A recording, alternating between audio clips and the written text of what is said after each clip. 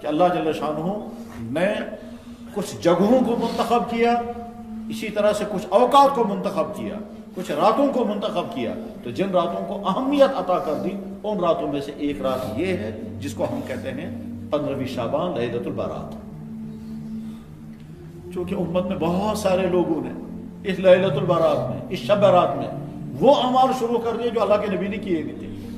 اور کیے نہیں تو اپنی طرف سے شوق میں انہوں نے بڑھا دیے، اپنی طرف سے شوق میں خود ہی اعمال گھڑ لیے۔ تو چونکہ اعمال گھڑ لیے گئے اور اس کے بعد پھر بعضوں نے اس کو جشن کی شکل دے دی، بعضوں نے اس کو تہوار کی شکل دے دی، بعض لوگ جو ہیں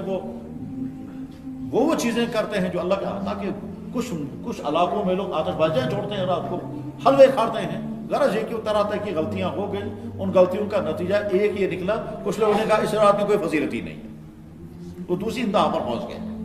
ایک انتہا یہ ہے کہ کچھ ایسے اعمال شروع کر دیے جو ہے ہی نہیں اس میں۔ اللہ کے نبی نے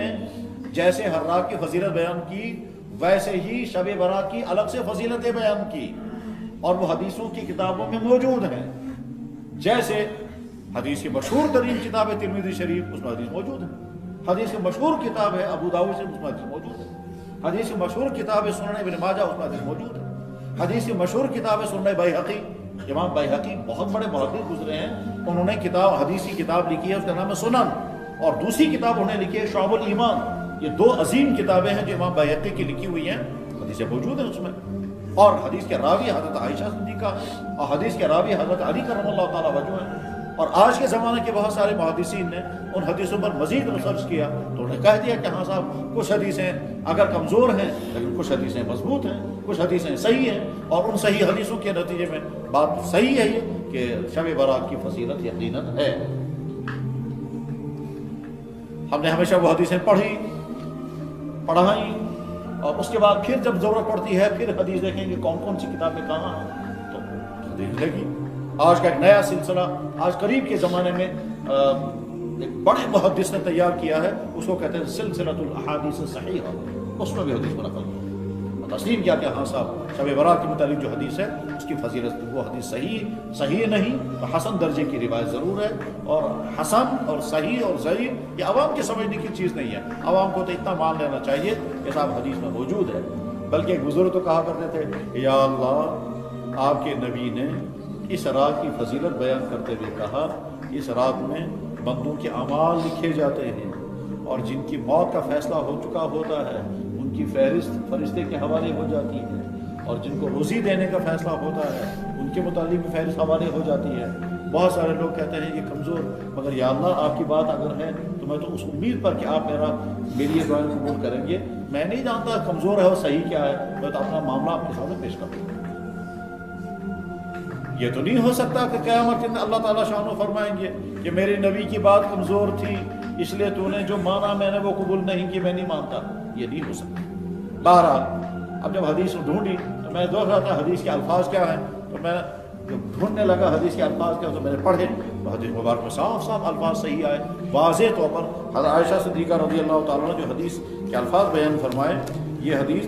بیہقی میں بھی ہے، مشکات شریف میں بھی حدیث موجود ہے کہ جس میں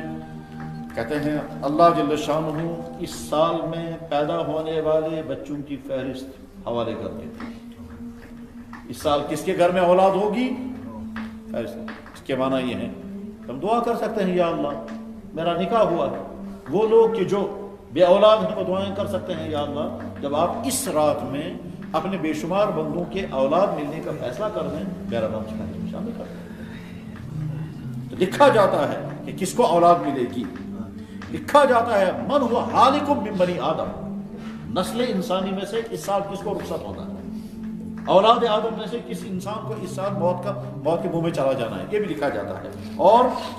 ترفع وفیہا ترفع اعمالہم، اور اس رات میں امت کے اعمال اوپر اٹھائے جاتے ہیں، اور پھر آگے فرمایا وفیہا تنزل ارزاقہم، اور اسی میں ان کے لیے روزی کے فیصلے ہو جاتے ہیں۔ حدیث بیان کرنے والی حضرت عائشہ صدیقہ، حدیث کون سی کتاب میں ہے کہ بیہقی میں، حدیث کون سی کتاب میں ہے کہ مشکات شریف ہے، اور دوسری حدیث جو یہ پہلی والی ابو داؤد میں ہے، اور دوسری حدیث جو ابن ماجہ میں ہے، ابن ماجہ حدیث کی کتاب ہے، ہم عام طور پر کہتے ہیں سیاہ ستہ، 6 بڑی کتابیں جو صحیح ترین کتابیں سمجھی جاتی ہیں، ان سیاہ ستہ میں ایک کتاب ہے بخاری شریف، ایک کتاب ہے مسلم شریف، ایک کتاب ہے نسائی شریف، ایک کتاب ہے ترمذی شریف، ایک کتاب ہے ابو داؤد شریف، اور آخری کتاب اس کو کہتے ہیں سنن ابن ماجہ۔ اس سنن وہ علامہ ابن ماجہ قزوینی رحمۃ اللہ علیہ نے وہ کتاب لکھی ہے، اس میں یہ حدیث موجود ہے، اور مشکوٰۃ شریف میں بھی ہے، اور ساتھ ساتھ میں بیہقی میں بھی یہ حدیث موجود ہے۔ حدیث کے نقل کرنے والے حضرت علی کرم اللہ تعالیٰ وجہ۔ حدیث کے الفاظ کیا ہیں؟ اللہ کے نبی نے فرمایا اذا كانت لیلۃ النصف شعبان، جب شعبان کی درمیانی رات ہوتی ہے، جب شعبان کے دن فقوموا لیلہا، اس رات میں کھڑے رہنا، عبادت کرنا، وصوموا نہارہا، اور اس کے دن میں روزہ رکھنا، فإن اللہ ينزل فيها، پس بلا شبہ اللہ تعالیٰ اس رات میں اتر کر کے آتے ہیں، غروب الشمس الی سماء الدنیا، آفتاب ڈوبتے ہی اللہ آسمان اول پر اتر آتے ہیں، فیقول من، پھر کہتے ہیں الا من مستغفر فاغفر له، اصال پر بوجو وار بوجو، کون استغفار ماں کر رہا ہے میں معاف کرنے کے لیے تیار ہوں، الا من مسترزق فارزقه، کون ہے مجھ سے روزی طلب کرنے والا، روزگار طلب کرنے والا، میں روزگار اور دینے کے لیے تیار ہوں، الا من مبتلا، کون ہے جو کسی قسم کی مصیبت میں پھنس گیا ہے، میں اس کو عافیت کروں گا، میں اس مصیبت سے نکال دوں گا۔ اور یہ اعلان چلتا رہتا ہے، حدیث میں عظیم الفاظ ہے حتی یطلع الفجر، یہ اعلان چلتا رہتا ہے تب تک جب تک صبح صادق